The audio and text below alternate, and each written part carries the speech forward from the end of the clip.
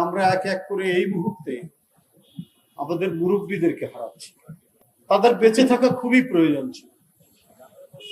BNP জনগণের vote নিয়ে, সমর্থন নিয়ে ক্ষমতায় এসছে। দিন রাত নিরলস পরিশ্রমের মধ্যে দিয়ে কাজ করছেন দেশের প্রধানমন্ত্রী জনাব তারেক রহমান। এদেশের নিপীড়িত মানুষকে এবং এদেশের জনগণের জনকল্যাণের জন্য একের পর এক কর্মসূচি তিনি আগে ঘোষণা করেছিলেন ভোটের আগে, সেগুলো বাস্তবায়নের জন্য কোনো দ্বিধা নেই, কোনো দ্বন্দ্ব নেই। তিনি ছুটে যাচ্ছেন বাংলাদেশের এক প্রান্ত থেকে আরেক প্রান্তে।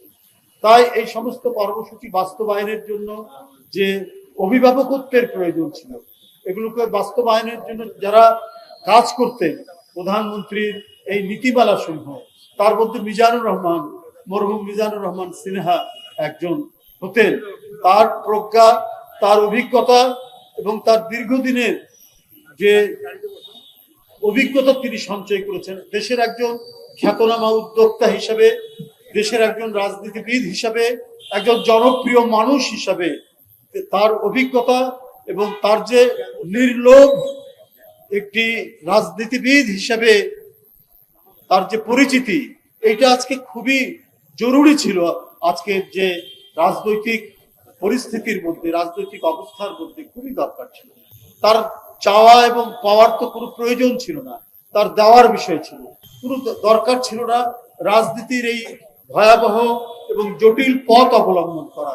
কিন্তু মিজানুর রহমান সিনহা সাহেব সেটা তিনি করেছেন। তিনি সুখে শান্তিতে বাকিটা জীবন তিনি কাটিয়ে দিতে পারতেন।